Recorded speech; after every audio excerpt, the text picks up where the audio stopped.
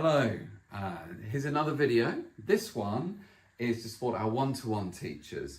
The whole premise of this is how to fill up and maintain your calendars.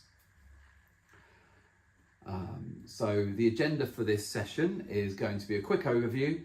I'm then going to delve into new customers and then some new bits and pieces to see on SEBS. Existing customers, and again, there's some new things to help you within SEBS, general information, and then a wrap up.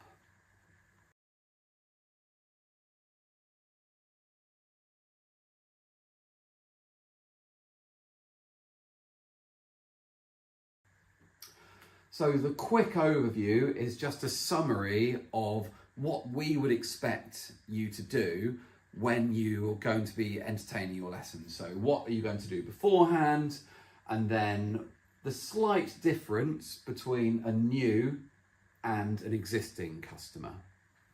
Okay, so new customer, let's get straight into it.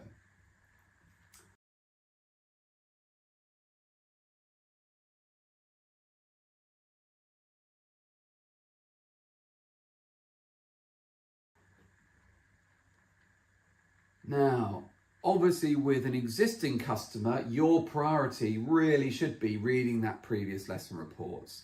And what you will immediately notice, there are none. Now, as you hopefully know by now, there are two different areas that we'd expect you to have a look at. So one is your calendar view within SEBS.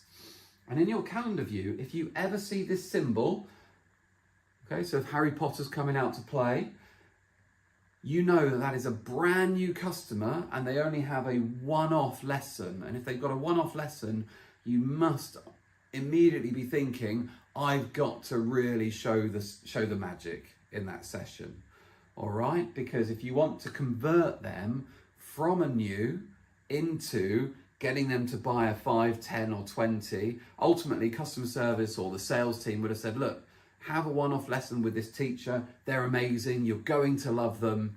They have that lesson. You need to amaze them. You need to make sure they do love you. So they then book up another one.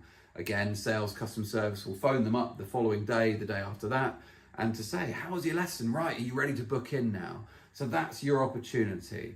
Okay. So obviously turning up prepared is really important. Preparing yourself to wow those customers. Okay.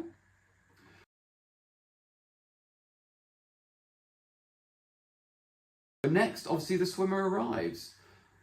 So what do? Well, hopefully, you'll give them a lovely introduction. Tell them who you are. Give them your name. You know, some people might like a first name, some people like a nickname, but tell them what your name is and what they can call you. But equally, ask them their name. Okay?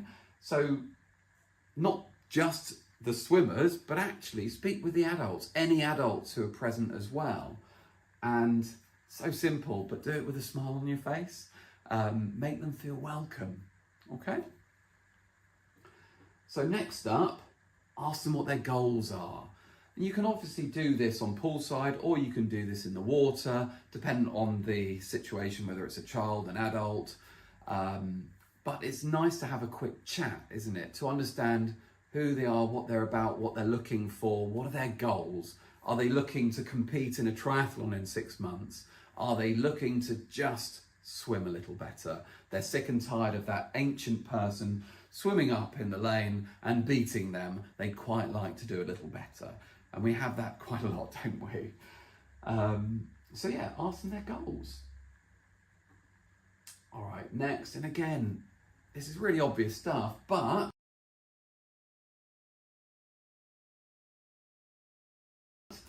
run a fun and fantastic lesson. All right, I don't care whether it's a child or an adult. Everyone wants to be entertained. Everyone wants to have a fun lesson. They're paying money to work with you. They want a fun lesson. Okay, so be engaging, provide feedback, great teaching points. You know, when you're doing your lesson, speak with them, engage with them, get to eye contact so you really see what they're feeling. Effective demonstrations. That doesn't necessarily mean get in the water and show them how good a swimmer you are, although sometimes it might, But the whole point is, utilising your arms as legs.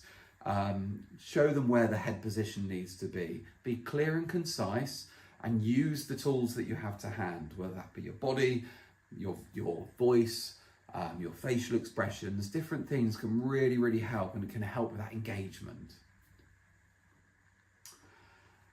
So next, have a great chat with the adult or the adults. So if it's the adult who's swimming, have a great chat with them. If there's adults on poolside, have a great chat with every single one of them afterwards.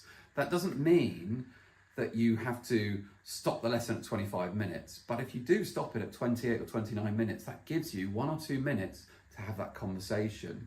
I know at times I might have a little conversation midway through, just a little joke, just to keep them sort of engaged and off their phone. Do say something silly so that they hopefully look down and smile, and you can sort of get some eye contact during those times. You can also talk about, this is what I'm looking for here when I'm doing this. And throughout that time, they realise, wow, I'm getting a lot of really good feedback here. I like this teacher. I want to buy some more.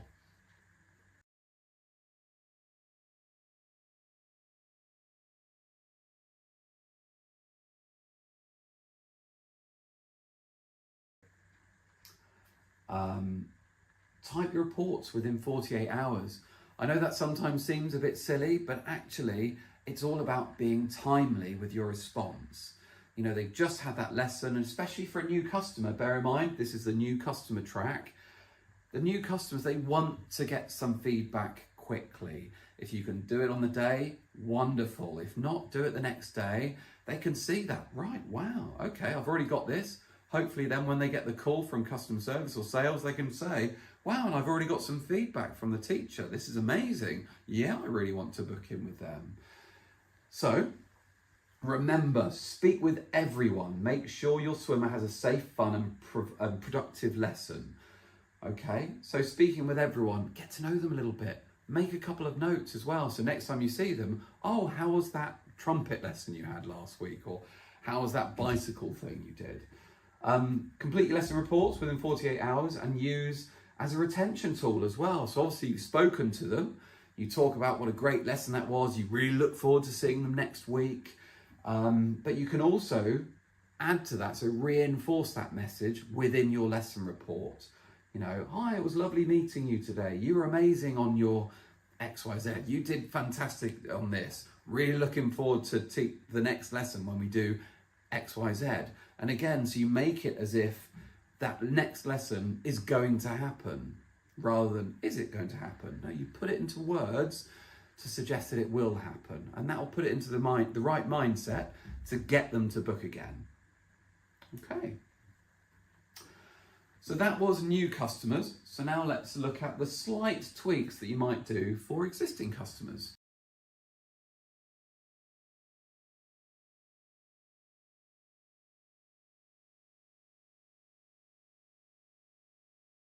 Okay, so we've gone down this track. I mean, ultimately, most of the bits and pieces are very similar. So, huge important thing here for existing is read your previous lesson reports. Okay, read the previous lesson reports and figure out a plan for your lesson. Turning up with no plan is effectively setting yourself up to fail. Turning up with at least some notes, whether it be written or in your head, you're turning up ready for that fantastic lesson. So they arrive, have that wonderful conversation, smile, hey, it's been wonderful, oh, it's great seeing you again, yep, I know we had a great lesson, I've got some bits and pieces planned here ready for you, let's get in, let's get started. So obviously nice greetings, you're speaking with everyone, using your lesson plans, because you can plan a lesson for an existing customer. Again, exactly the same over here, run a fun and great lesson. Let's ignore the word good. Let's go great, let's go fantastic, let's go above and beyond. Again, great chats with adults, and then type in your lesson report. But what you will notice, again, this is where I was saying, utilize both sides of SEBS. So in the calendar and in the My Lesson reports. In the calendar, you're going to start noticing, along with the Harry Potter wand, we're also looking at how many lessons have they got left? Now, hopefully you've all noticed things where they say 8 out of 10 lessons booked or used, 5 out of 10, 13 out of 20. We're adding these symbols here to really help you identify it quickly. You know what? They're running out. They're about to run out. So by the time it gets to this point, you should be having those conversations with your swimmers. Don't wait. You know, talk with them about, oh, you know, you're going to be rebooking because I've got a wonderful plan ready for us. Oh, I'm still having fun. Yep. And again, talking about in your lesson reports, but equally with the adults, it's a case of, yep, you know, so I've already got some plans for next week. Let's go through X, Y, Z. Oh, you're not booked in yet? Right, quickly get it booked in or you're going to miss your time slot.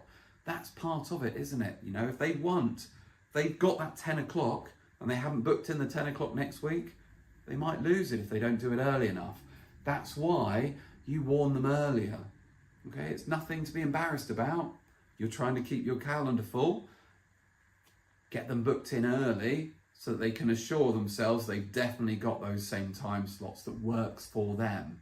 And it will obviously work for you as well. But equally, if there are things that don't quite work for you and you think, oh, you know what, I'd quite like them to come a bit earlier. Right, you know, why don't you book in now? I've got from next week or from 3 weeks time, I've got a 4 o'clock available rather than the 6 o'clock. I reckon that will work better for you. You won't be quite so tired. You can come in before your dinner, you know, all those different bits and pieces, those great selling tools, those good conversations.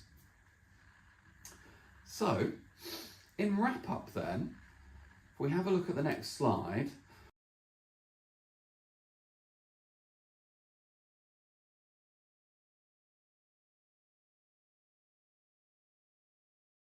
what I'd really like to focus on is selling yourself. Okay, what else can we do to sell yourself? Now, you should all have QR codes for your venues. Now, with those QR codes, you should be selling yourself and asking those customers, let's say you've just done a fantastic lesson. It's a brilliant lesson. Ask them to give you a review and add your name to it. The whole point is then, when someone does a search, oh, I'm looking for swimming lessons in Brentford, they hit the button, oh, wow, this teacher has 1 million reviews and they've got a really fantastic score. I want a lesson with them. They'll then contact customer service or sales and they'll say, I want a lesson with Joe Blogs because I've seen some amazing reviews for them. You're more likely to sell yourself and get new customer sales by doing that. But equally, it supports those existing customers as well. And it sells your venue that you work at. That's the point. You know, sell yourself. So let's look at some other ways that we can sell yourself. So yes, get those reviews. They should look something like this. And as I said, hopefully you've all got one. And if you don't, give us a call, we'll send you one, okay? Or if yours is looking a bit tatty because you've got so many reviews already, let us know, we'll send you another one. You can update your profile. You know, some of you may have done some extra CPDs, or you may have done some extra learning, you know, a rescue course, something that's relevant, or equally, you've no longer been a level 2 teacher since, you know, for the last 2 years, you've been a level 2 teacher for the last 5 years. Update it, refresh it. Do you really look like this anymore? Send us a new photo. Let's get something else out there. Facebook pages, and I'm sure there are plenty of other sites as well.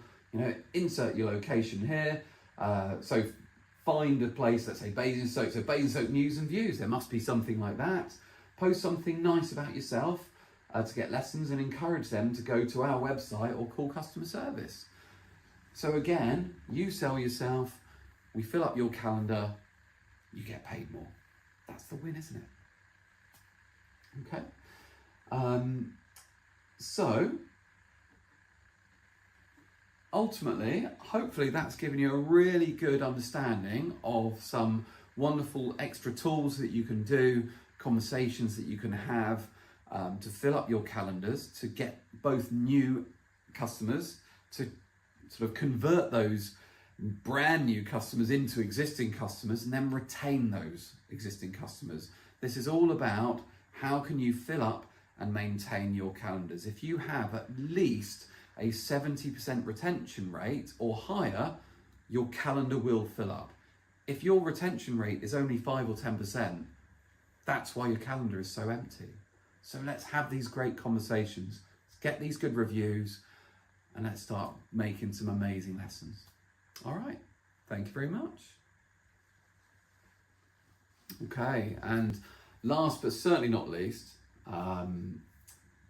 ultimately, do you want regular and busy schedules? The most important thing, along with all the bits and pieces that we've just been talking about, consistency and reliability wins the day. We get a lot of feedback from our swimmers and from your swimmers saying, it's been really odd, I haven't had a lesson the last 3 weeks with such and such. Where have they been? What's going on? You know, I've only had cover teachers for the last couple of weeks, or I haven't had a lesson at all. Now, if you want to maintain happy swimmers, you need to be there week in, week out. And those people who are consistent and reliable have busier schedules.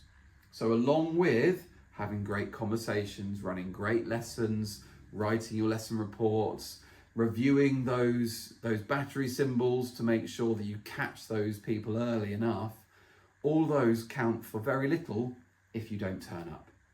So turn up, run those wonderful lessons, have those great conversations, and your schedules will fill up. All right, thanks again. Bye.